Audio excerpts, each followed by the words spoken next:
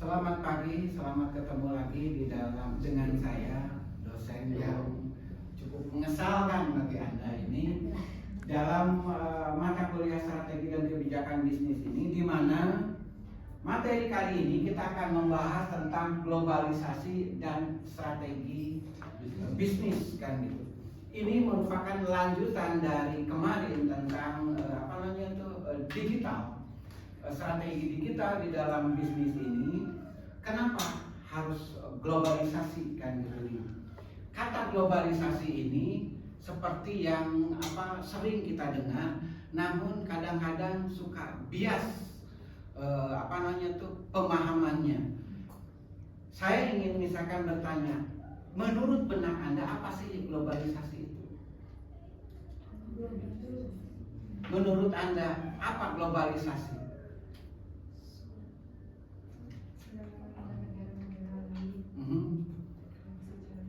Oke, betul kan itu. Globalisasi ini misalnya adalah perdagangan yang terbuka, go internasional. Mau perusahaan kecil, mau perusahaan besar, semuanya terhubung dengan perdagangan bebas kan gitu. Tidak hanya di sektor regional ataupun misalnya lokal saja, tetapi global ke seluruh dunia. Kita terikat, terhubung dengan macam-macam negara, kita terhubung dengan berbagai tempat, kita terhubung dengan berbagai macam produk. Tetapi di dalam globalisasi ini ada yang secara definisi ini, globalisasi ini meningkatkan kecepatan difusi teknologi. Ada penyebaran teknologi kan gitu. Baik itu teknologi digital, teknologi informasi, teknologi internet, teknologi mesin, teknologi semuanya, bahkan untuk sehari-hari aja kita di dunia pendidikan kita sudah ada teknologi baru apa yang disebut dengan AI kan gitu. Kita semua, bahkan dosen sendiri pun kita harus melaksanakan itu dan harus beradaptasi dengan itu, karena kalau misalkan tidak mengadaptasi itu, kita malah tertinggal dengan dunia pendidikan di luar sana yang sedemikian maju ya kan. Dari globalisasi ini juga ada berkontribusi terhadap kenaikan tingkat produktivitas. Globalisasi ini kita misalkan tadi ada difusi teknologi yang selama ini dipakai oleh orang-orang lain, ini semakin bisa bisa di cloning, mudah sekali didapatkan, baik itu sistemnya, baik itu cara-caranya, baik itu mudah sekali ditiru di kita kan gitu dengan adanya teknologi tadi. Kemudian kenapa istilahnya produktivitas bisa meningkat? Produktivitas ini bisa meningkat karena sebagai contoh misalnya ada pertanian di kita. Kita kan pertanian. Dulu kita memakai intensifikasi pertanian. Kita sudah mulai bersuasembada pangan kan gitu. Tetapi dengan kemajuan teknologi ini, kita bisa merekayasa. Misalkan padi tadi, yang tadinya misalkan 6 bulan bisa menjadi 3 bulan. Itu hasil daripada rekayasa teknologi. Dan kita bisa didapatkan, dan orang-orang yang di perkampungan kita di sini sudah memakai itu. Itu akibat dari apa? Akibat dari globalisasi dengan kemajuan teknologinya ini. Kemudian globalisasi ini memiliki dua dimensi kan gitu untuk melihat globalisasi ini. Pertama ada dimensi teknologi, yang kedua dimensi ideologi kan gitu. Dimensi teknologi ini adalah berkaitan dengan teknologi informasi yang dapat menyatukan dunia. Dengan adanya globalisasi ini, seolah-olah dunia ini ada dalam genggaman kita. Kita semakin dipermudah segala urusan dengan adanya teknologi informasi ini. Globalisasi dan teknologi ini tidak bisa dipisahkan. Erat kaitannya kan gitu. Dengan adanya teknologi ini, teknologi informasi yang maksudnya yang saya itu adalah kita bisa menyatukan dunia. Artinya segala kebutuhan, segala yang terkait dengan bahkan kehidupan sehari-hari ini bisa dipermudah.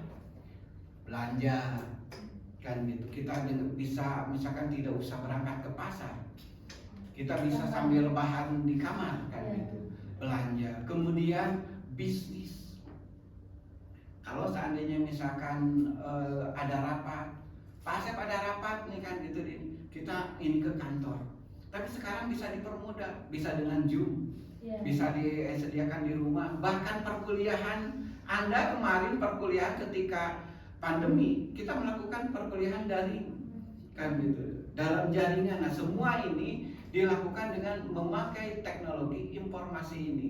Dimensi yang kedua adalah kapitalisme dan pasar bebas.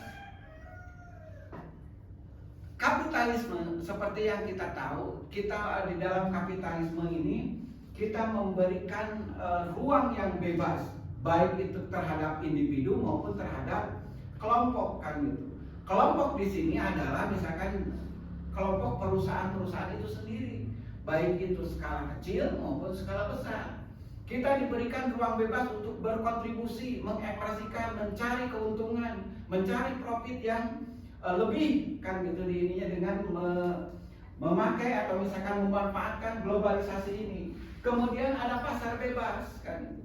Di dalam dimensi ideologi ini pasar bebas seperti misalkan yang diterapkan oleh Indonesia. Indonesia sekarang sudah memasuki global trading kan gitu atau pasar bebas ini, di mana salah satunya kita terlibat atau misalnya sebagai contoh di Asia Tenggara ini kita masuk kepada MEA kan gitu, masyarakat ekonomi Asia kan gitu, yang anggotanya terdiri dari 12 negara di Asia Tenggara kan gitu.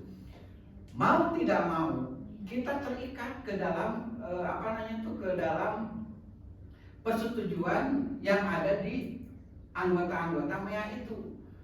Mau itu misalkan dari persediaan tenaga kerja, mau itu di produktivitas, mau ini misalkan di produksi, di pemasaran atau di mana, semua ada ketentuannya, semua ada kesepakatannya kan gitu. Di ini ada di pasar bebas ini kita semua terikat kepada itu kan gitu. Ada beberapa contoh globalisasi di bidang ilmu pengetahuan dan teknologi dalam kehidupan sehari-hari di bidang ekonomi misalnya. Ini adalah ketersediaan pesawat terbang yang menjadi moda transportasi udara. Kemana saja kita semakin dipermudah kan gitu. Mau berangkat atau misalkan mau pergi kemana saja kita bisa hitungan jam, bisa hitung. Kalau misalkan dulu Bandung ke Jakarta itu misalnya menempuh 5 jam atau 4 jam paling cepat kan gitu. Sekarang bisa dengan ditempuh dengan hanya 1 jam, setengah jam dengan bus atau misalkan dengan pesawat kan. Nah, ini adalah ketersediaan pesawat terbang yang menjadi moda transportasi udara, bisa menjadikan contoh dari globalisasi itu. Kemudian tersedianya layanan transportasi online kan gitu. Transportasi online ini kita semakin dipermudah kan gitu. Mau kemana tinggal berangkat, tidak usah berangkat ke pangkalan, tidak usah berangkat ke terminal. Mau kemana saja tinggal tinggal pesan sesuai harga, cari harga yang paling murah misalkan yang sesuai dengan tas kantong kita, kemudian sepakat udah deal kan gitu. Jadi datang yang dijemput kan. Kemudian bermunculannya HP, internet, laptop, komputer dan lain-lainnya. Ini adalah contoh-contoh di bidang teknologi informasi dalam kehidupan sehari-hari. Kemudian teknologi adalah entitas ekonomi individu ini memiliki alat teknologi baru. Artinya setiap perusahaan-perusahaan yang masuk atau mau masuk ke global atau perdagangan bebas ini harus memiliki ciri harus memiliki keunggulan kompetitif, kan gitu. Contoh misalkan yang memiliki keunggulan kompetitif misalnya Tesla, kan gitu, sebuah perusahaan otomotif, kan gitu. Dia memiliki keunggulan kompetitif di bidang mobil listrik, kan gitu. Dengan segala suku cadang komponen segala macam kelistrikannya menjadi lebih unggul dibanding dengan produsen-produsen otomotif mobil listrik, kan gitu, atau electrical vehicle, kan gitu nih. Kemudian teknologi ini memperpendek usia produk, kan. Yang paling terasa adalah ketika misalnya di elektronik. Maaf, saya pinjam ininya. Ini HP punya Rio misalnya ini. Ini pada saat beli mungkin saja itu adalah edisi terbaru, kan gitu, edisi terbaru. 2 bulan kemudian muncul yang baru lagi. Apakah ini masih dianggap terbaru? Tidak. Perkembangan dari tiap-tiap edisi ini sangat cepat, kan gitu. Sehingga kadang-kadang misalnya dulu yang namanya smartphone yang memiliki kamera 4 megapiksel, zamannya saya itu sudah modern, kan gitu. Tapi semakin berkembangnya dalam hitungan kurun waktu 1 tahun aja itu sudah kadaluarsa. Yang lain sudah misalkan 50 megapiksel, kan gitu, ininya sudah. Atau misalnya dari smartphone yang baru ini memiliki spesifikasi yang macam-macam, aplikasi yang macam-macam, kan gitu, program-program yang macam-macam atau kemampuan yang macam-macam di dalam smartphone tadi, sehingga produk lama ini atau misalkan ini semakin memperpendek usia produk, kan gitu. Kemudian teknologi ubah saluran distribusi yang tadinya cukup dengan ingkik, tahu ingkik, cukup dengan ini sekarang kan bisa melalui pengantaran logistik, kan gitu. Tidak usah dengan ini akan menjadi mengefisienkan biaya daripada kita misalnya harus mengeluarkan. Kalau misalkan contoh ketika di kantor perusahaan harus melakukan berkas ke anak cabang ke ininya, misalkan Anda melakukan sendiri dulu dengan berbagai dokumen kertas. Sekarang kan ada paperless, kan gitu. Tidak usah 5 menit sudah sampai ke Bandung, 5 menit sudah nyampe ke Jakarta berita tersebut, laporan tersebut, kan gitu, dari anak perusahaan atau misalkan dari. Nah, ini adalah mengubah saluran distribusi, termasuk produk yang kita keluarkan atau yang perusahaan keluarkan. Kelebihan globalisasi ini adalah membangun struktur ekonomi dan sosial negara yang ekonominya atau negara yang termasuk negara yang berkembang. Kenapa? Mereka bisa terbantu dengan adanya globalisasi. Misalnya dengan negara yang memiliki sumber daya alam yang melimpah seperti kita ini mampu meningkatkan struktur ekonomi di sini dengan adanya ekspor barang atau kerjasama dengan negara lain, kan? Nah, ini bisa menjadi atau misalkan menjadi upaya untuk meningkatkan struktur ekonomi dan sosial di negara yang berkembang, terutama negara-negara miskin ini, ya. Kemudian penciptaan kekuatan dunia dan sektor kekuatan yang semakin terkotak-kotak. Maksudnya kekuatan dunia dulu misalkan ada masing-masing negara memiliki ini tetapi tidak mampu berkembang.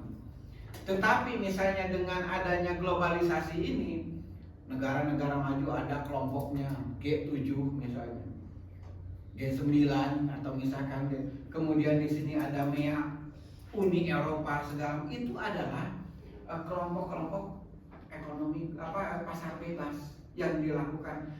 Kalau misalkan negara-negara misalkan masuk kepada salah satu anggotanya, misalkan anggota dari kelompok pasar bebas ini, mereka akan terlindungi. Contoh misalnya, terlindungi dari sisi apa? Penyediaan sumber daya, baik sumber daya alamnya maupun sumber daya manusianya. Tersedia teknologinya, tersedia modalnya, investasi. Yang kita, kenapa Indonesia ini misalkan merapat ke negara-negara besar, masuk ke G7, misalkan masuk ke mana? Untuk apa? Untuk mendapatkan investasi, karena memang negara kita ini kurang di dalam segi permodalan. Membantu perusahaan-perusahaan kecil, perusahaan-perusahaan besar di negara kita ini. Kemudian belajar tentang berbagai budaya baru yang menarik satu sama lain. Globalisasi ini, apa istilahnya, kelebihan dari globalisasi ini adalah adanya bauran budaya. Salah satu contoh di perusahaan kita, banyak atau ada yang menerapkan budaya Jepang dalam etos kerjanya. Kita lihat di kantor, tidak di tiap kantor sih, ada di beberapa kantor ketika ini ada yang tulisan moto-moto yang dari Jepang gitu, kan gitu. Ini adalah bauran budaya, ada akulturasi budaya, kan gitu. Tentunya budaya yang positif, budaya yang mampu meningkatkan etos kerja sehingga menghasilkan produksi yang banyak, baik itu barang ataupun jasa, kan gitu. Kemudian misalnya ada penindasan ekonomi, kan gitu.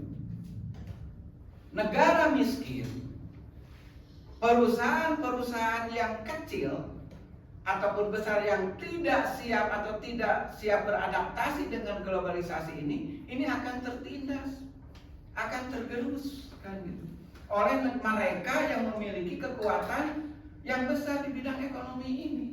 Kemudian bahaya kehilangan pekerjaan. Kira-kira bahaya kehilangan pekerjaan ini seperti apa?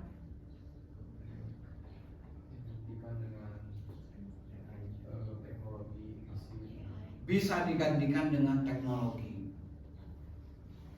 Kemudian kalau seandainya si tenaga kerja, sumber daya manusia tidak berkompeten, tidak siap pakai, kan gitu, tentunya akan kalah dengan orang-orang yang datang untuk mengisi kekosongan itu.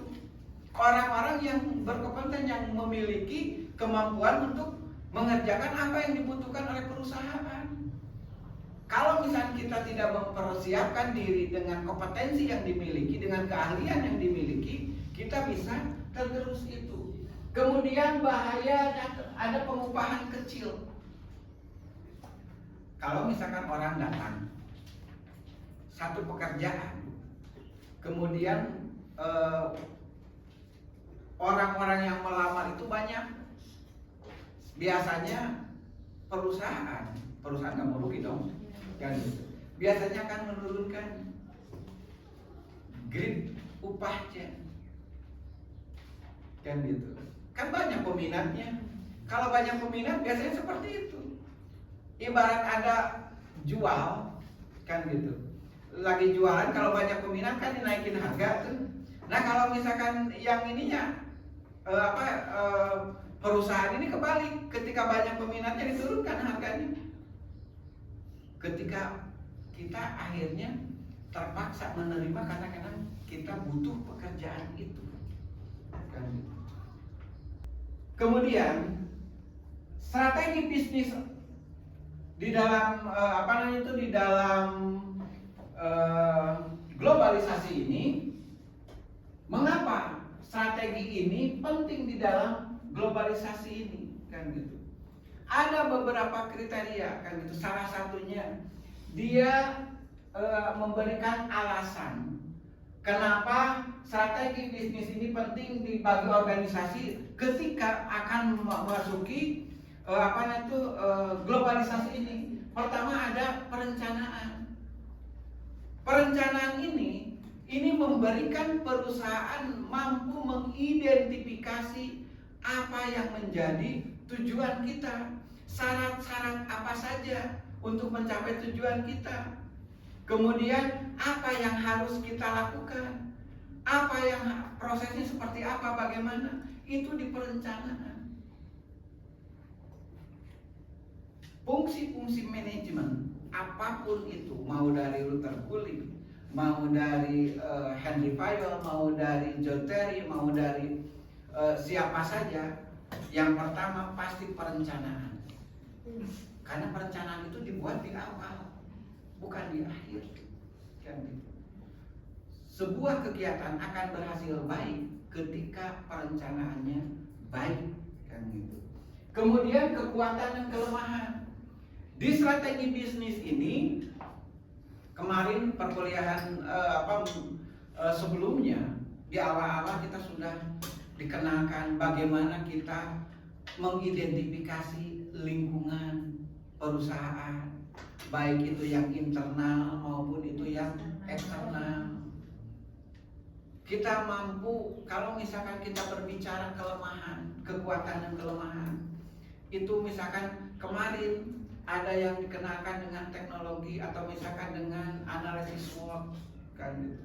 Kita akan mampu menganalisis bagaimana kekuatan kita, kekuatan bisnis suatu perusahaan, bagaimana kelemahan itu dari internal. Sementara untuk membaca dari eksternal ini, SWOT juga melihatnya tentang ancaman dan peluang.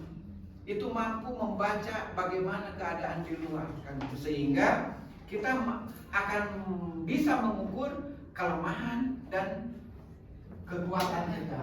Kemudian ada efisiensi. Efisiensi ini terkait dengan pencapaian tujuan.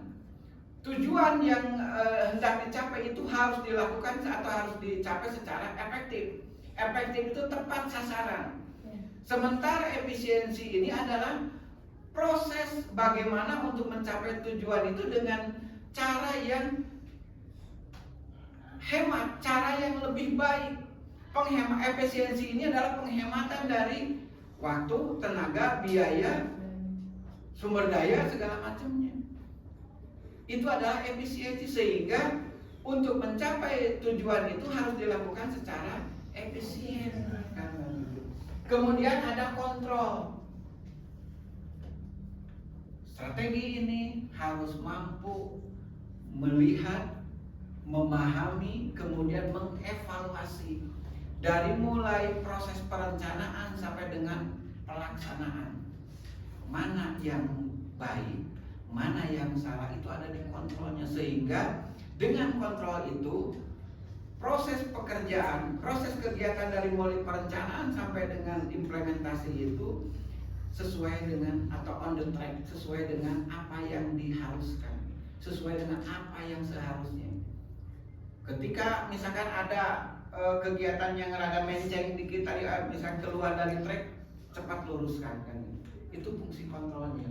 Kemudian bisnis strategi terakhir adalah harus memiliki keunggulan kompetitif. Tadi di awal dicontohkan, kenapa Tesla mampu bersaing padahal harganya mahal. Tapi kenapa mampu bersaing? Karena memiliki ciri tersendiri, keunggulan tersendiri, terutama di bidang electric vehicle, mobil listrik, kan. Ini berbeda dengan yang lain-lainnya. Biasanya kalau memang merasa nyaman, konsumen merasa nyaman, mahal pun pasti dibeli, kan gitu. Nah itu ya, kalau misalkan tidak nyaman ya tidak istilahnya, walaupun murah, kan gitu, walaupun tidak serak dengan hati, walaupun murah ya udah tinggalin aja, kan gitu. Kemudian ada di dalam komponen tadi mendukung strategi bisnis tadi, komponen strategi bisnis ini kan sudah ada yang pertama visi dan tujuan bisnis. Kemudian ada nilai inti, kan gitu. Ada analisis SWOT, taktik, rencana alokasi sumber daya, pengukuran. Semua ini sudah oleh perkuliahan sebelumnya ya. Kemudian manfaat strategi bisnis juga sebagai pedoman membangun bisnis, mengatur tingkat keberhasilan, itu sudah juga model strategi bisnis juga ada. Oke, perkuliahan sampai di sini ada pertanyaan nggak? Ya. Baik Pak, izin bertanya. Jadi gini Pak, setelah Bapak menyampaikan materi, ada sesuatu yang saya merasa bingung. Begini Pak, jadi kan tidak semua perusahaan memiliki kesiapan secara kompetitif dalam menghadapi persaingan global. Nah, jadi Pak, kira-kira apa saja yang menjadi hambatan krusial sebuah perusahaan untuk dapat bersaing di bisnis secara global? Oke, rata-rata perusahaan ini ketika masuk ke dunia global, ke globalisasi ini, biasanya pertama ada perbedaan mata uang. Perbedaan mata uang ini bisa menjadi penghalang kan gitu, sehingga misalkan salah satu contoh kasus di Eropa kan gitu, untuk mempermudah globalisasi di daerah-daerah di negara-negara Eropa ini, mereka menyatukan satu mata uang yaitu euro kan gitu. Misalkan sehingga pembelian, pertukaran baik itu dari sumber daya atau misalkan pembayaran terhadap ini semua dilakukan dengan mata uang yang sama kan gitu. Yang kedua, regulasi tiap-tiap negara itu berbeda-beda. Salah satu contoh misalkan sekarang Cina dengan Amerika itu dulunya rekat bisnis, tapi ketika misalkan satu negara ini menerapkan regulasi pajak berbeda yang dinilai memberatkan, akhirnya kan perang tarif pajak tuh kan gitu. Ini juga sehingga tersendat kan gitu, tersendat ininya. Kemudian yang ketiga adalah rata-rata kan gitu di daerah ini tuh di keinginan tiap-tiap daerah hambatan ini, kalau perusahaan itu tidak mampu membaca tidak mampu beradaptasi dengan daerah tujuan, itu akan menjadi sulit kan gitu. Produk kita, sebagus apapun produk kita, kalau misalkan dijual di tempat yang tidak sesuai dengan karakter budaya daerah, yang ketiga itu budaya itu beda-beda kapasitas. Contoh misalkan produk McD kan itu, produk McD, bagaimana misalnya di daerah India dan di daerah Italia itu pasti beda-beda. Mungkin di daerah India ini yang paling ini adalah